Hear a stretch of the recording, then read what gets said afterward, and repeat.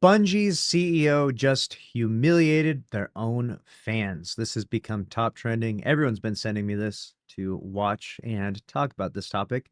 So let's jump into it. Have you ever heard of the ship of Theseus? It's a concept I bring up in some of my videos from time to time that sadly keeps ringing to be true. The ship of Theseus is a theory that if every part of the original ship is replaced with new wood, new sails, and more, would that new ship still be the same ship of Theseus? Or is it now something else entirely despite having the same name? That's Bungie. Hell, that's Rocksteady. That's a lot of game studios it seems these days.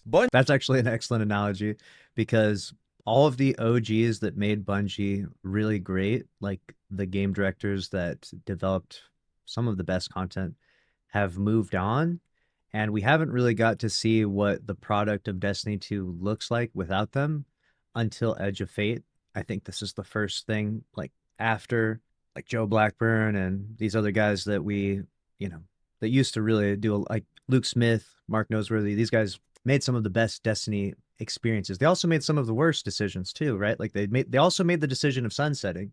So if we want to say that Bungie's best talent is gone now, we also have to agree that Bungie's best talent decided to make Destiny 2 year one. They decided to have sunsetting, you know? You got to take the good with the bad. I feel like there is a level of looking at things with rose-colored glasses, right? Where we're like, oh, because we're in a bad time now, let's go back. Let's go back. Let's look back when things were better, right? But the reality is that when you do that, you reimagine the old history where in a way in which it actually isn't true. You basically retell the story that wasn't accurate. I hear this a lot with like D1, where everyone's like, oh, D1 was perfect. It was the best. And to be fair, it was fun, but it had its own problems. Bungie is probably one of the saddest rises and falls in gaming history for me because at their core, I have loved their games in the past. But it's become very clear that Bungie has lost sight of what they're aiming for, and between their CEO now running for the hills and the disaster that he has left behind for hundreds of his employees, my question is, can and should Bungie even survive this mass exodus of both players and their talent? To be fair, yeah, the CEO just recently left and he leaves everything in fire, like I feel like he should have left when everyone exposed him for all of the controversies after the layoffs and like the car thing. I can't help but feel like there was an element where Pete Parsons was like, everyone is roasting me and I'm going to prove them wrong or something and maybe like make Destiny a lot better. But he stayed. His reputation was terrible. Everyone said he should leave to help with the, appearances, the PR of Bungie.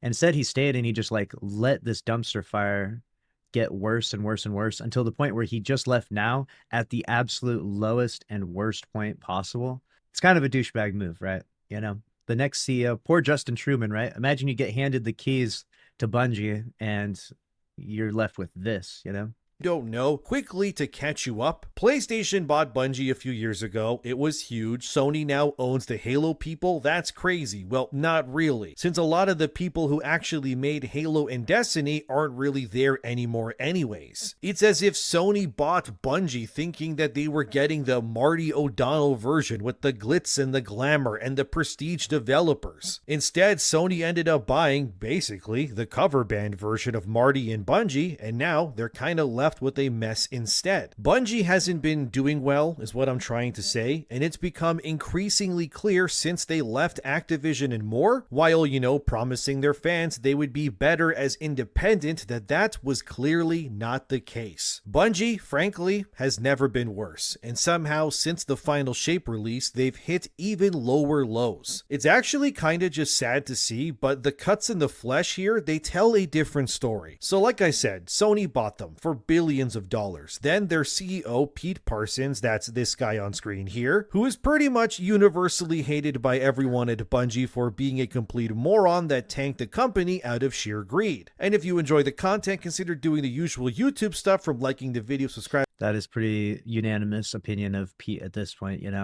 And to be fair, he did it to himself. And when it was really bad, he just made it worse by staying on the team. He was like that. It's like that Wolf of Wall Street meme. I'm not fucking leaving.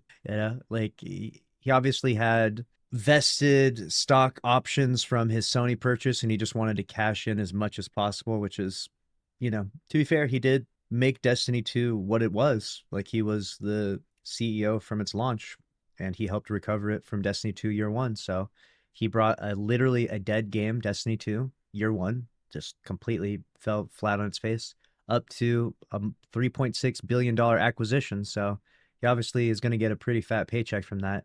And I think, considering how volatile the gaming industry is, he wanted to cash out as big as possible so he would just be set for life. I think it's pretty easy to see that's the result. And, him having no communication on the matter kind of solidifies that for me. Leaving a comment, thank you. But for example, in 2024, when Bungie laid off 220 employees, which was a massive blow to their studio, as key talents that were responsible for many of Bungie's best gameplay mechanics or the stories and whatnot, were all let go during this billions of dollars acquisition by Sony. But Pete Parsons, of course, during this spent, as you can see here, $2.4 million of his settlement that he got from Sony from those billions to instead buy classic cars instead of, protecting his employees, because he frankly, clearly anyways, didn't really care at all. So that's the part that's talked about so much. And it's not that I have necessarily mixed opinions. Obviously, the headline and the image, the optics is really bad. But like, the reality is, when you own stock in a company and the company sells, you make the whatever much money the company's evaluated at. So like, a good example is like, if Destiny 2, if he had sold his stock when, Destiny 2 was at year one, he would have, instead of making $100 million, he would have made $100, like, it was worthless, right? And so it's not necessarily rich shaming people. Like, obviously making that much money is a bit excessive when you're laying people off. You would think that you should be getting maybe pay cuts so that way you could help build up the team. It kind of comes back to a core issue, which is like, do you really, really care about the project and the community, or are you more interested in getting rich off of this?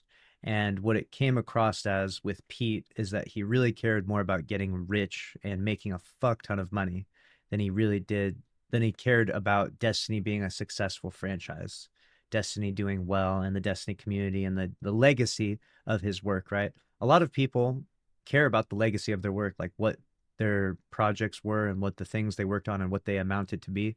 It seems as though he just doesn't care. He's just there to cash out the biggest check possible and say fuck you to everyone afterwards and drive off in an exotic car smoking a Cuban cigar.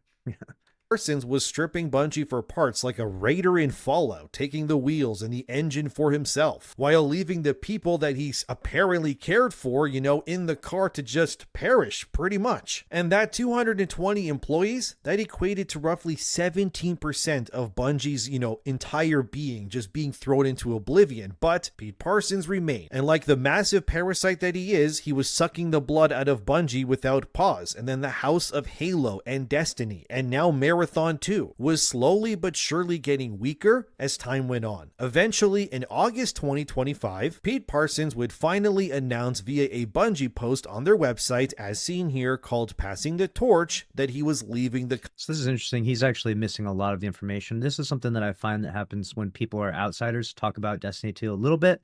It's okay. There was the one round of layoffs. They mentioned 17%, but there was a second round of layoffs as well. And that amounted to a little over 40%, almost 50% of the entirety of the studio being laid off. And that's when people got really mad. And on top of that, P. Parsons said that he laid off the right people, not directly, not like an official statement, but he said that as a reported statement from a former Bungie dev, and that's what set the community on fire in regards to their hatred of Pete Parsons. They're like, you laid everyone off and then you basically spit on them, like saying he laid off the right people. And then obviously he has, a ton of money and exotic car collection, which, to be fair, Pete Parsons has a ton of money. Luke Smith has a ton of money. Mark Noseworthy has a ton of money. Joe Blackburn is probably filthy rich. Like, all these guys make a lot of money because they got stock in Bungie when Bungie was worth nothing, and stayed with the company for 20 to 30 years. And by the craziest stroke of luck, they transitioned a box service game that was dying into a live service one and found, billions of dollars of success. You can't blame them for being rich because, like, they gambled everything. They literally gambled everything. You know what I'm saying? They almost were broke. Like, in another multiverse, these guys did not recover Destiny 2 year one and were they were shamed for wasting all this money and developmental effort when Destiny 1 could have just continued on, right? Like in another world they went broke from this, right? But it worked out for them, because they invested their time. I was just saying, like, it's like not necessarily I'm rich shaming them. I feel like we kind of point out how much money they make, but it's like they're all making a lot of money, you know what I'm saying? Because they own stock in the company.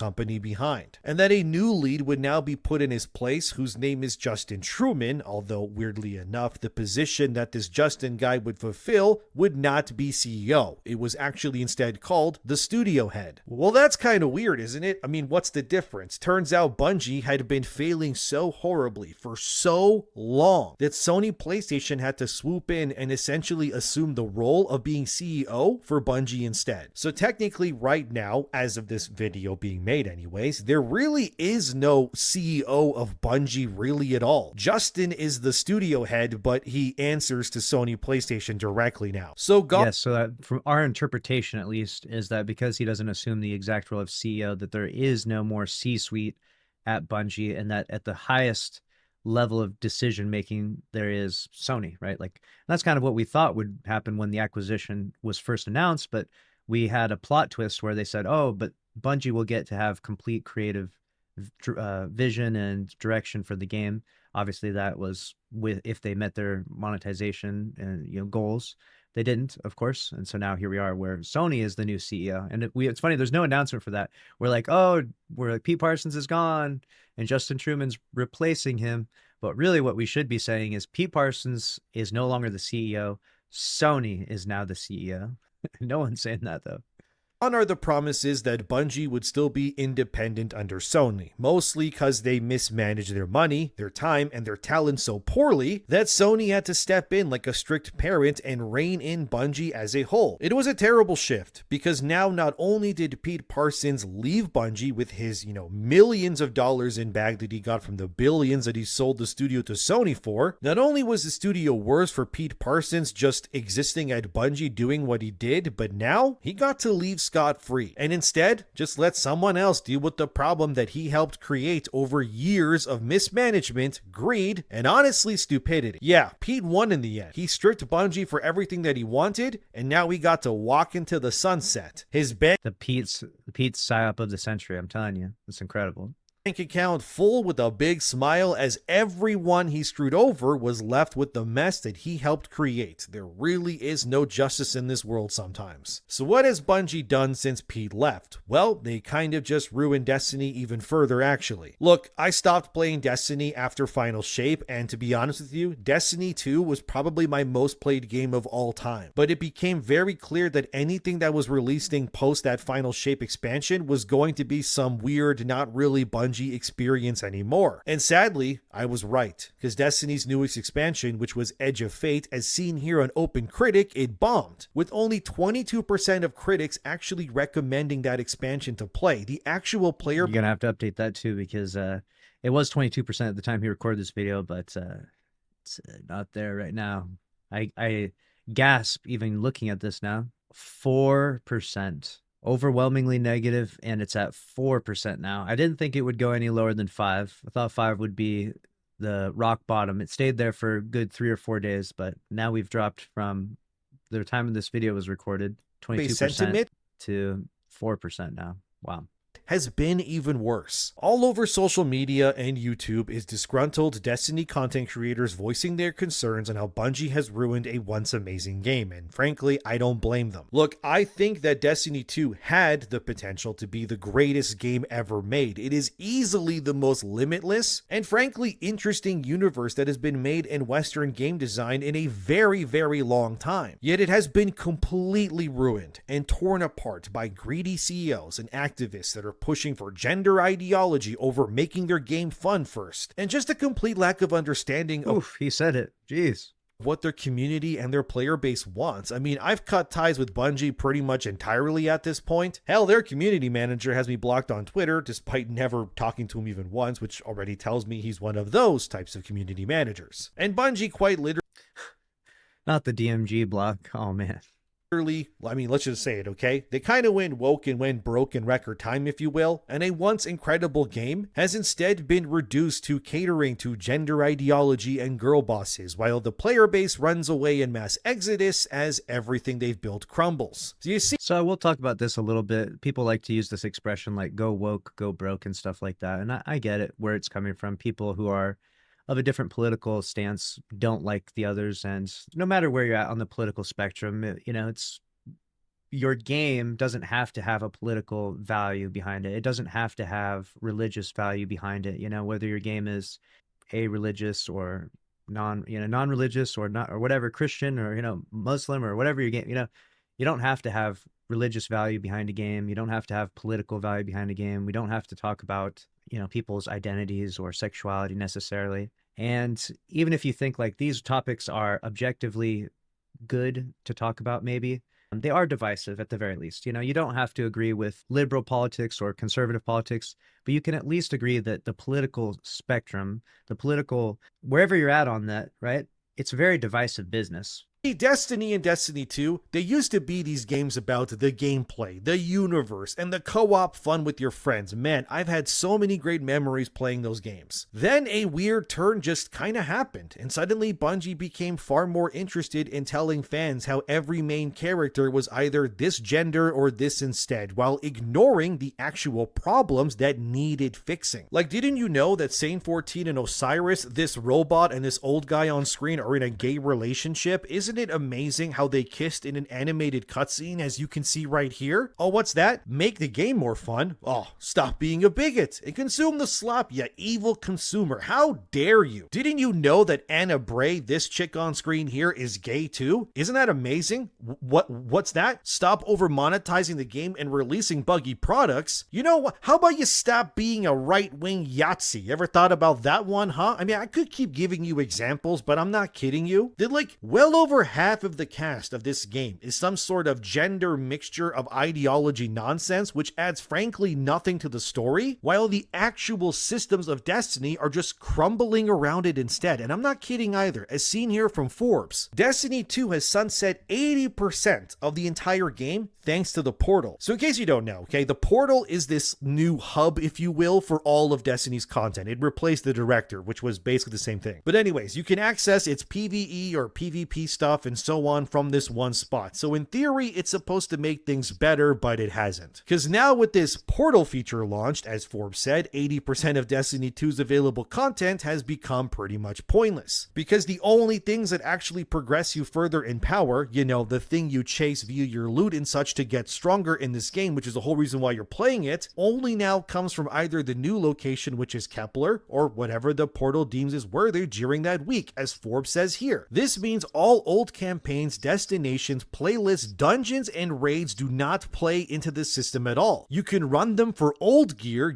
which cannot be converted or upgraded into the new system. The playlist vendors, for instance, do not even have a reward track anymore. The relatively recent, well-liked Pathfinder system was deleted entirely. Grandmaster strikes don't exist at all anymore, and they continue. This is, without exaggeration, at least 80% of the existing playable content in Destiny 2, and I don't think that's an exaggeration. So the fix is apparently that Bungie will reintroduce older content and weapons with arbitrarily higher stat rolls and numbers. Wow, great, thanks. So like always, Bungie has learned absolutely nothing again, and will instead just keep players on a hamster wheel that they need to run over and over again to keep current in the game. And they will just have recycled older weapons and content become useless, only to then make them grind for the same weapons again in just 6 months when another season or whatever else drops to keep their power up so that they're relevant. So no wonder, Destiny and Bungie by association is falling apart right now. It actually makes total sense why Pete Parsons just took his money and ran, because this is, without a doubt, a sinking ship. Like, it's bad when PC Gamer is releasing articles with very positive titles like this one here. I have never known a Destiny 2 expansion with as many problems as Edge of Fate, and I'm worried the game may not survive them. Ah yes, what a ray of positivity there, PC Gamer, but they're right. Destiny 2, it needs a complete overhaul, but it's usually impossible to do that when games like this are so set in their ways. And PC Gamer, which gave Edge of Fate a scathing 54% out of 100 reviews, said this about about it, which also reads, somehow Bungie has taken the worst elements of multiple live service grinds and combined them into something nonsensical that feels terrible to interact with. If that wasn't bad enough, Edge of Fate had so many bugs and errors that it led to things like as seen here, that Bungie they accidentally released armor into the game that made players fully invisible, which is kind of a big deal when big parts of your game involve, oh, I don't know, player versus player content. If nobody can see someone because of Bungie screwing up for the millionth time, yeah, that's probably a bad thing. Some of the more current issues with Destiny 2, as also seen here, involves tons of soft locking stuff, which ruins gameplay, missions not rewarding anything of value, raid banners just don't work anymore, campaigns failing to give rewards, and weekly missions forgetting to also reward you. I mean, it just keeps going, man. How does this... To be fair, there's always been a lot of bugs, but it is odd that like things like the Ash and Iron update, which was really didn't add that much to the game, introduced more bugs than it did new content. You know, it's almost like the spaghetti code of Destiny 2 is really starting to catch up with it, where they try to introduce, you know, even just the smallest thing into the game, and it's just creates so many problems that they have to use all their developmental power just to keep maintenance on this spaghetti code game instead of actually making the new stuff they need to keep players coming to the game. You know, it's like it's a vicious cycle I feel like they've fallen into, and I don't know how you even get out of it. You know, how do you fix that when your code is so bad?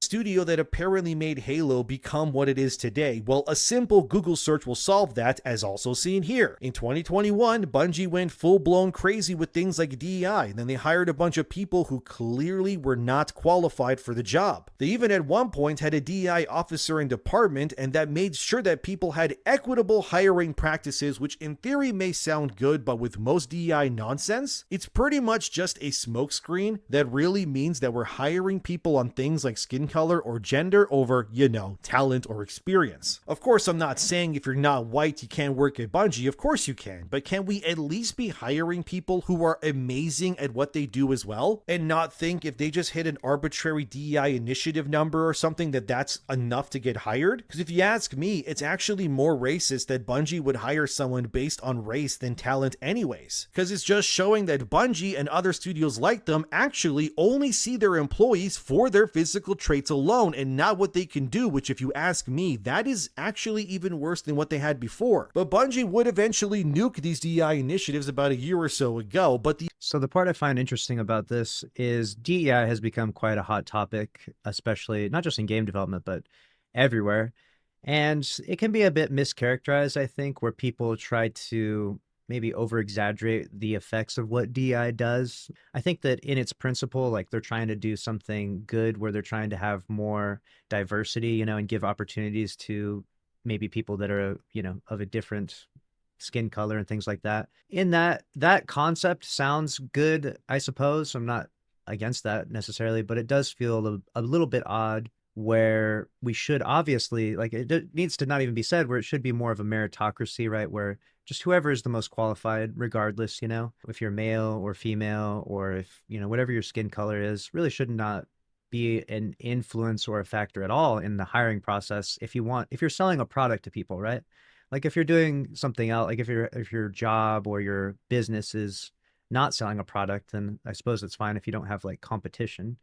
But if you have competition, you know, you hiring not the very best, most qualified person for that given role is not a good idea. Like, it's just, in the long run, it's just not going to work out well for you, because those people are then the more talented person, or the more person with the highest resume, would presumably go work for another company and accomplish much better things for them, right? You know, but in the issue, so the issue, to sort of talk about it to some degree, is that if two people have the exact same resume, though, you know, I feel like trying to give opportunities to people of, you know, different background and different experience, I can see where that kind of comes from. Like, it almost like it comes from a good place, but the product maybe isn't necessarily the best outcome, if that makes sense. I think that we should always try to, if we're trying to sell a product, if we're trying to run a business, we should always try to hire people based on a meritocracy, because only then will you get the best, most polished product. You know, I'll give you a good example for myself. I hired a bunch of editors. I've hired many editors throughout the years for these YouTube videos and stuff. I've never once asked anyone what their gender is, or or even their race or anything. And I've worked with people that I always just looked at what videos they edited. They would send me videos. They'd say, here's my best work, right? And I look at it and I'd be like, oh my God, this is incredible work. And so I would work with them. I've worked with male editors, female editors, people from every different, race, religion, background. One person lived in Estonia. I was like, what the hell? I didn't even know this was like a country. And I got a really good, like during that period of time, I got really good editing done. And I was really happy to work with all of them. And it's never been an issue. I feel like it's very odd if I was like, for me, for example, right? If I was going to hire the best editor and I was like, okay, well, I want to hire you, but this person, I want to have DEI. So I'm not going to hire you, the best editor. I'm going to hire this person instead. Like, I don't know. It depends on how many people are in I don't, it's just, the whole thing just feels really ick and weird, right? It's just very strange. It's very strange, right? It's a very strange way of a hiring process. I feel like the idea behind DEI is that it's not that it's not a meritocracy. It's that maybe there's like a preference for, in this situation, it's probably like white people, right? So like we don't want to just prefer white people for our company. And so instead of preferring white people for the company, they incorporate these DEI practices. So that way they actually have some diversity, If you go look at Bungie photos from 20 years ago, the whole studio is it's like a white dude in his 20s and 30s. You know what I'm saying? I think that the people that are proponents for DEI would say, aha, see, it's because they only want to hire white people. And the people who are not proponents for DEI or people who have the other political perspective would say, no, those were just all the most qualified people.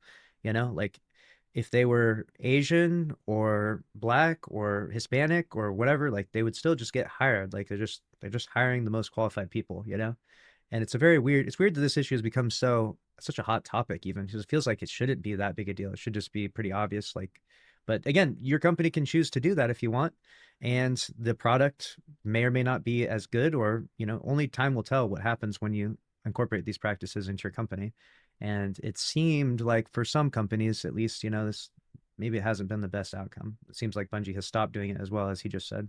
The effects can, still be felt clearly to this day. Because amidst those mass layoffs, they also, like I said, got rid of talented developers too that genuinely deserved to be there. One of the high-profile layoffs was Luke Smith, that's this guy here, who was the director of many of Destiny's best expansions and then some. And another major layoff was Mark Noseworthy, that's this guy in the white t-shirt. He was the vice president of Destiny as a franchise. And he was key to ensuring that the franchise was in a good and healthy position. How do you fire the guy who's in charge of the franchise that had all these amazing hits behind it? Like, in case you don't know, okay, as like people who play Destiny that are watching this, they know that both these guys I just mentioned, they led Destiny for years. How did they get laid off? Yeah, So again, to talk about the previous point as well, they did lead Destiny through a lot of good stuff, and they've made excellent decisions, of course.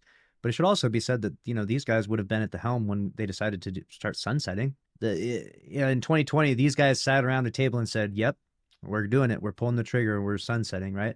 And that was the worst decision ever.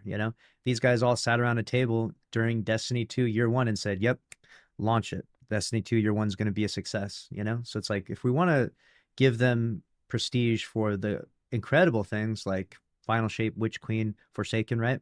We also have to criticize them for the shortcomings that they had as well.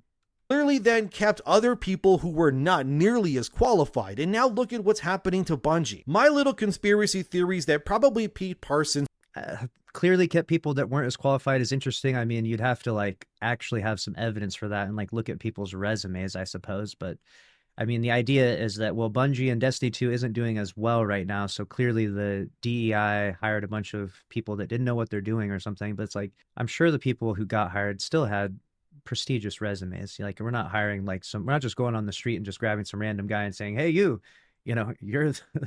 the new CEO, right? specifically targeted these guys to be let go because them being there was likely a threat to his reign. But it was all pointless anyways, because now with Pete, Luke, Mark, and more all gone, Bungie's just left to pick up the pieces while their leaders, both good and bad, are just out the door. Go look at Marathon. That game is a mess too. Another mistake of game development that has had nothing but terrible controversy over controversy for years. Remember when Marathon got caught stealing art assets more than once, or how Bungie had a a secret content creator playtest like a few years ago, and then not a single one of those content creators said that they would play Marathon if it was released tomorrow. Like, that's a big yikes, dude. But Marathon's just another ticking time bomb for Bungie because they've invested so much into it already. And it just seems like no one who has played it is excited for it at all. Frankly, at this point, Marathon seems dead on arrival in its current state. And likely when it does release and falters and probably becomes yet another Concord, if I'm being honest. It's also bad that Marathon will cost actual money to play, as of now anyways, when it should be free to play at the very least if Bungie wants any chance of their extraction shooter surviving its release window. I mean, based on player reactions and more, Marathon is just a bare-bone version of Destiny 2's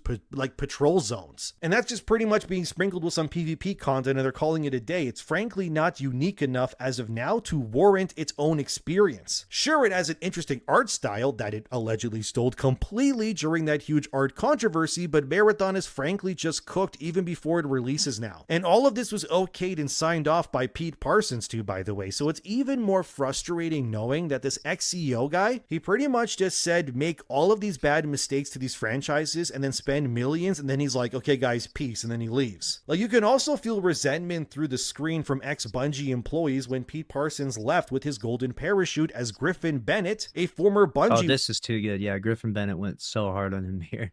And to be fair, I think that his criticism of Marathon is fair because Marathon is unfortunately a doomed game at this point. The PR around it is just too bad. I don't know how you can recover from that one. Worker said this via Twitter when Pete left. Vested stock cleared, damage done, but hey, we're all family, right, Pete? Oh yeah, the people at Bungie, they hated Pete for sure. But here's more comment. That roasted him so bad. That is probably the most legendary roast of a Bungie dev to Pete Parsons I've ever, like, this goes in the Hall of Fame. This is right here. This is a masterpiece. We could print this off and frame this and put it behind us here, literally on the wall, because what he's saying here is that Pete collected all of his money, the vested stock cleared, the damage is done, yeah, and he said, but we're all family, right? Because he would have, it's a bad business practice where people refer to each other as like family and then get fired, Family doesn't get fired, but if you tell people that they're your family, you get people to work harder for you and work more passionately for you, and if they feel like they're behind something bigger, a bigger purpose, that's tough. That's a brutal roast. Of people saying you should hate Pete more or joking which vintage car he'll buy next with his payout bonus. Like, look at this exchange between that Griffin guy and some users. I think it's time to move on. He made us all have to. It takes a villain to run an IP like Destiny into the ground. If only companies had elected officials they could remove like villages. Oh, yeah, they definitely hated Pete Parsons, all right. But what can you do about this? When most of AAA Western video games is just full of like a dozen Pete Parsons that are all running these companies into the ground like this out of greed alone. Nintendo, for example, is pushing for expensive games, slicing the content from their own games to sell them back to players for more money in DLC when these games release, like Pokemon. Sony has completely lost the plot. It has released multiple agenda-driven video games that don't sell as well as previous games. Look at Spider-Man 2 and more. And they're now pushing for more live service slop and have canceled more games in-house than they have released during the entirety of the PS5 generation when you compare it to any other PlayStation generation in the past. And then Bungie, which was once the... So basically what he said with all of those facts and information, I think they were experiencing not necessarily a full downturn in gaming, but COVID brought a lot of people to gaming in general. It got everyone online, like for, a year or two. Everyone had to stay inside because you didn't want to get COVID, or spread COVID, right? So when you stay inside, what do? You watch movies, you watch TV shows, you play video games. And so that got a lot of people playing games and got a lot of people involved in online. And it just fed a ton of money into these games, into these studios. And now we're kind of experiencing the collapse of that. So it's a combination of a collapse of people going back outside from COVID, of course, which has been going on for a while now. It's not like COVID just ended yesterday, but people are going back outside. And then also I think that gaming in general has kind of, I'm not going to say plateaued, but gaming, it's not as innovative from year to year as it used to be. And feel free to, if you give me some different feedback if you disagree, but I feel like we used to see games like from year to year, or even from 1 year to, like, if you looked like 5 years in a difference, you would see like such a crazy leap in the development and like what they were showing, like look at a game from like 2020 and look at a game from 2015 and you'll be like, what the fuck? You will be surprised the difference you'll see in games. But now, as we're getting into like late stage game development, the differences seem to be so much smaller. You know, even Marathon right here, it really doesn't look like anything flashy or fancy, or honestly, it doesn't even look like anything that special, in my opinion, at all. So that's part of the problem is that that allure has kind of the smoke and mirrors of like new games and like the advancement, the rapid advancement of technology has kind of caught up with gaming. And so gaming has kind of lost its shine and it's just not, it's kind of experiencing a maybe just a cultural downturn in some ways where people just aren't as, I don't know, just aren't as mesmerized by gaming as much as they used to. Or maybe in tandem that's working with people are gaming, but they just maybe don't game as many hours because they don't have as much time. Because people these days are really struggling financially. There's a lot of people with financial struggles. They don't have a lot of time to be on game. Maybe log in the game for an hour a day, maybe two. People aren't sinking in crazy amounts of time like they used to back in the day when things were a little more prosperous, perhaps.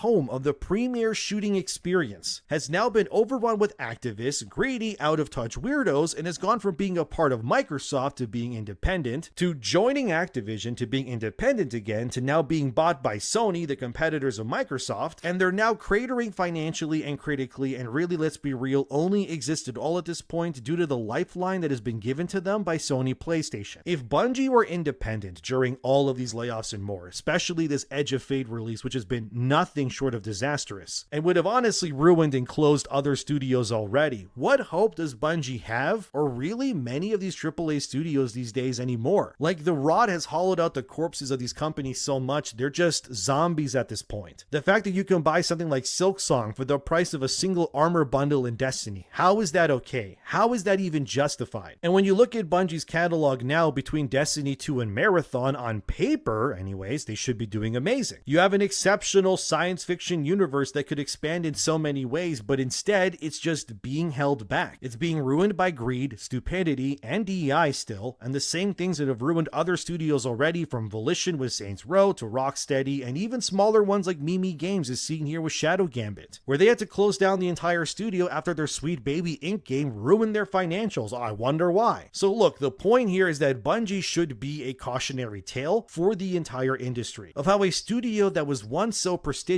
that used to be a rock star level quality wise back in the day, has now been reduced to what it is today due to a myriad of bad decisions. When Destiny 1 first came out, dude, Bungie was on top of the world. Like, no one thought that they could outdo Halo 3 or even Reach. I mean, those were some of the greatest. They did too. They cooked with Destiny 1. First person shooters ever crafted, especially when they came out. But then Destiny 1 comes out, and despite its issues and development hell woes, it was a roaring success. If you don't remember, as seen here, Destiny 1 made an eye-watering $500 million in revenue within 24 hours of launch back in 2014. That's 11 years ago only. So at this point, That is insane, those numbers, right? $500 million in one day.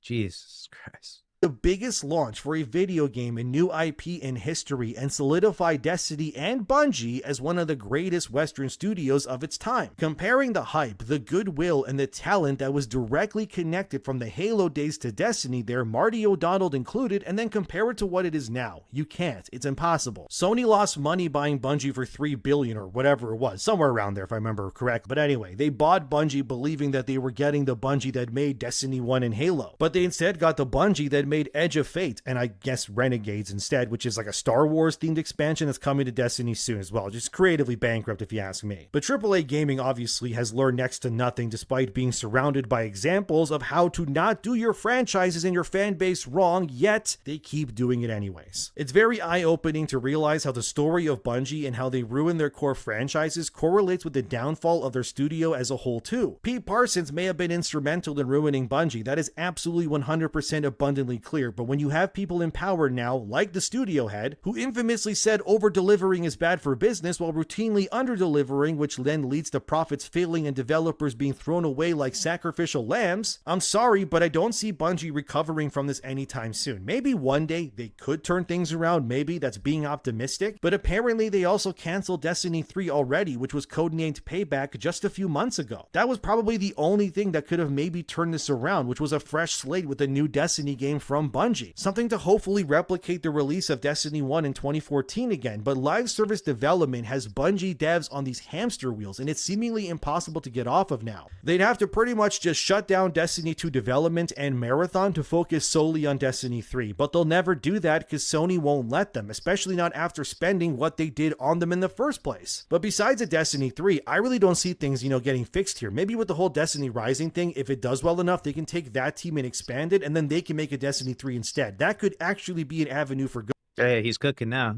But let the story of current Bungie. Payback was Destiny 3. Damn, Payback wasn't Destiny 3. Payback was a spin-off game that was in the Destiny universe that was going to be third person, and it was meant to be like a sister game to Destiny 2. I don't know exactly the plot or the idea behind it other than that, but those were at least the details that I've heard and read before. And its failures be known that even the greatest studios can fall and become shadows of themselves. I feel for the people who made Destiny and whatnot into what it is. It must be really frustrating as hell to see what has happened, and I don't hate Bungie or want anyone to boycott them. Even if, again, their community manager blocked me, but one look at that guy tells me everything I need to know about him either way. But look, Bungie is the quintessential ship of Theseus in action. It is now Bungie in name only at this point, and unless something really changes, I frankly don't see Bungie even existing in 10 years' time. But that's what happens with ideology, gender nonsense, and corporate grief that stifles any way that your studio can even survive these days. But what do you guys think? Is Bungie done? Can they even turn things around? Would you even be confident in investing in a Destiny 3 if it happened? Or even playing Destiny 2 right now as an option? Let me know in the comments. As always, thank you for watching. There it is. That was Bungie's CEO just humiliated their own fans. And he had some really interesting points, I would say. I think that Bungie has found themselves to be in quite a deep hole. And I'm not saying that their game is dead or that the company is dead necessarily, but it definitely is, it's not the Bungie we used to know. Now they're owned by Sony. They're not in charge of the C-suite, presumably. It would seem as though the company that brought us Halo and the company that brought us Destiny 1 is, defunct. This franchise has so much potential, though, and Sony has so much money that I doubt we'll see it die. And even if it had the potential to die, it would get sold at the very least, Sony could recoup their losses and sell this to NetEase for at least $1 billion, They bought it for 3.6, right? You could at least say that Destiny is worth $1 billion. Sell it to NetEase. They can make Destiny 3, recoup some of the losses, I suppose. That's an option. It's not the only option. Obviously, Sony could fix it or, build out the dev team, make it better. Only time will tell what the direction is going to go. I like the topics, and I like I see the difference of what people try to fixate on. I think that sometimes people can be, not necessarily misguided, but, people tend to fixate on certain parts of why the decline, and it's not wrong, but it's not necessarily, it's just subjective, So I thought he had some interesting points. That's a wrap on this one, though.